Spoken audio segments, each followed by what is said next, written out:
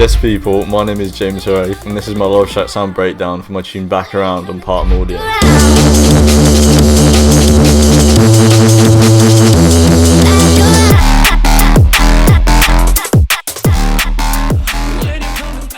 The first thing I'm going to be going over is the drums. The drums in the tune are really basic, as you can see. It's literally just a kick, snare and a hat, and then in the drop we have these breaks and the hi-hat shuffles, which are just resampled from an old exported from an old project, which is why it's got an old name.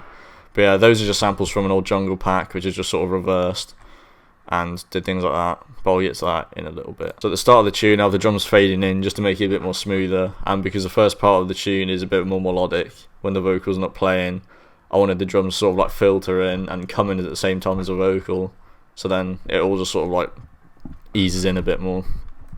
So I'll just play these now. All they're doing is just coming up with the default FLEQ. It's just the easiest, I think, in terms of automating it. It's probably not much different to Fab Filter Pro Q, but I've always done it, so probably would always do it.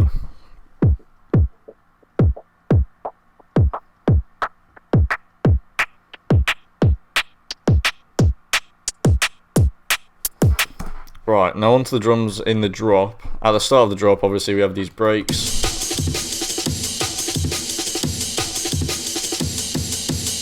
Literally just chucked in there and just looped the first section so then it's the right length.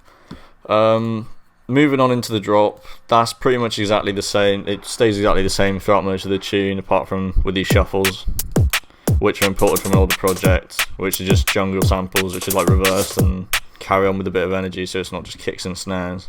So in the second part of the drop, I have the same hi-hat playing, but just at a lower volume, so it's a bit more of a shaker sound, which just sort of helps to make it carry on, and it just varies it more. Right, the last thing on the drums is the halftime section, which is in the second drop. The breaks are exactly the same apart from when they come in. It's only a very brief section, but I think it just helps with variation. And in the second drop, I really like it for tuners halftime, so that's why I used it. Right here, next up is the intro.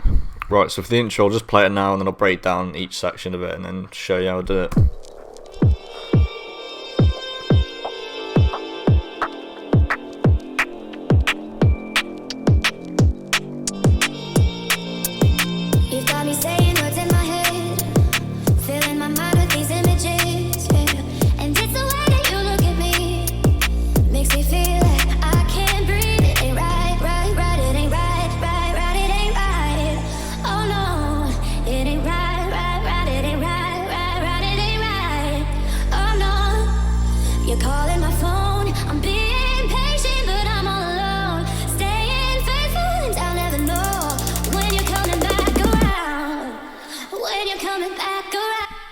Right, so that's the intro. It's quite basic in terms of the elements in there, but I think I tried to keep it as minimal as possible without having it sounding too empty.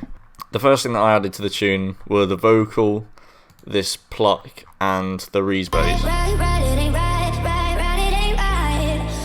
But with the rest of the tune, I started playing it and it was missing something, and then right towards the end of making the tune, I actually put in this jazz sample.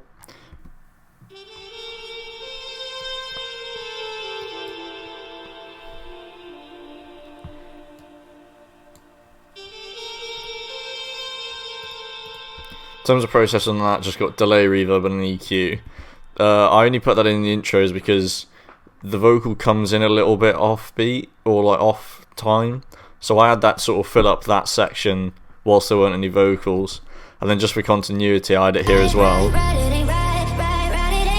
But except it's pitched up an octave so it doesn't clash with the vocals, because I put the original one there in place of the vocal whilst it wasn't there.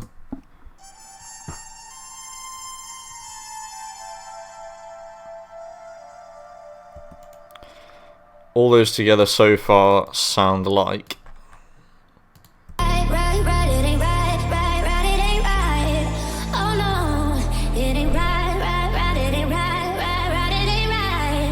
So that's the majority of the intro. Apart from that, there's just a kick.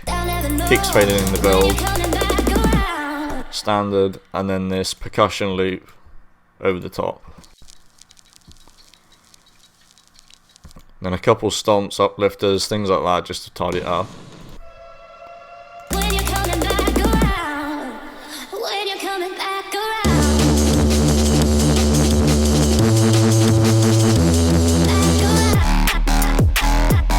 Getting a bit carried away, hold on. Right, that is the intro section done. We are now onto the drop section. I'll just play the drop and then I'll explain it.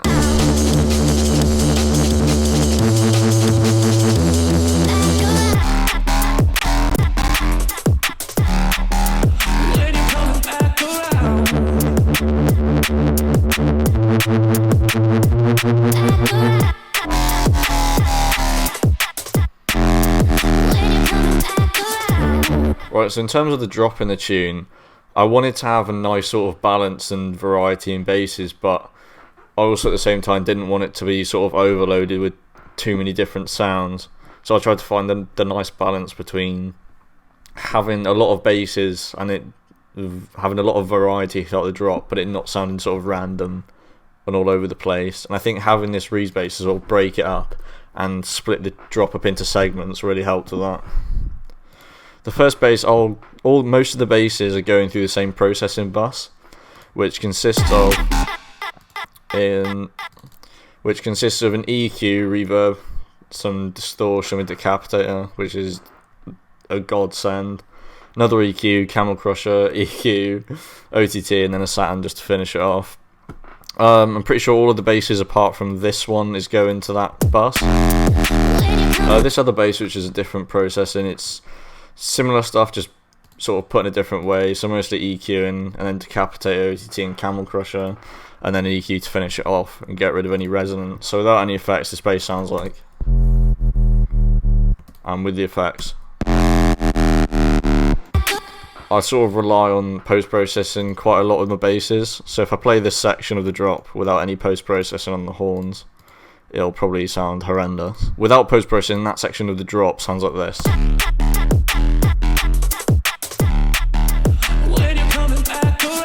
And with it turned on,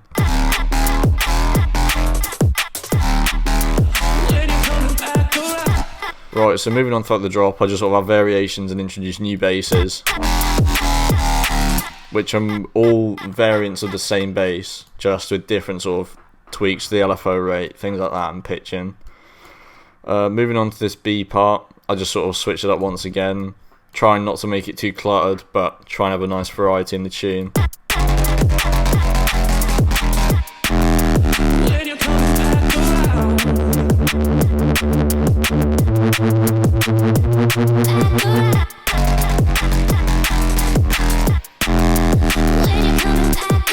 Throughout the tune, I have the progression of the Reese bass is changing constantly. Apart from it's usually the same on the 1 and 3 and 2 and 4. Come on, one take with the vocals. One kiss is all it takes, falling in love with me. Right. In the drop, I wanted to integrate the vocals. I like to do this in a lot of my tunes just because I feel like it just adds a lot more to it. In the drop, the main part of the vocal that you'll hear throughout it is the delayed little snippet of it.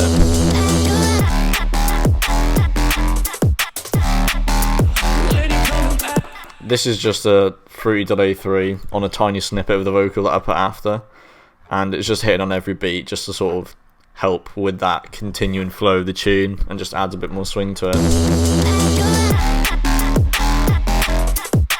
Apart from that, I have little snippets of it dropped in all the time, including pretty much the whole verse. Towards the end of the drop, I have most of the vocal in here. I have pretty much the whole verse in here, just to sort of signify that it's coming to the end of the drop and that there is going to be a switch in it.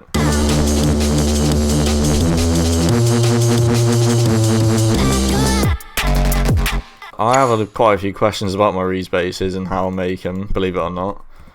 So I'll just give a little talk through. Once again, it's mostly about post-processing, so without any processing on the Reese bass.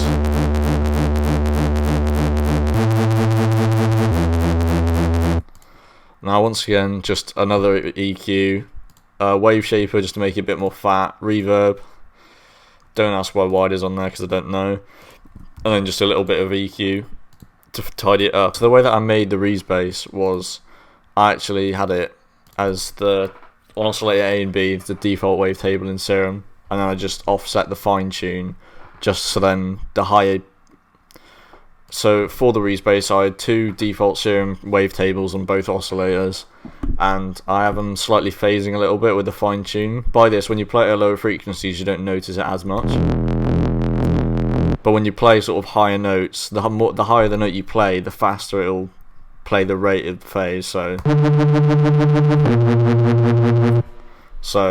I messed around with that. I prefer to do a lot more with my processing afterwards in the post-processing on the mixer, just because I find it feels a lot more cleaner. Right, that is it for my Love Shack Sound Spread and Tell. I hope you enjoyed it and I hope you actually learned something. There's a VIP and a very sick remix on the way, so stay on the lookout for that, and I hope you enjoyed it. Peace.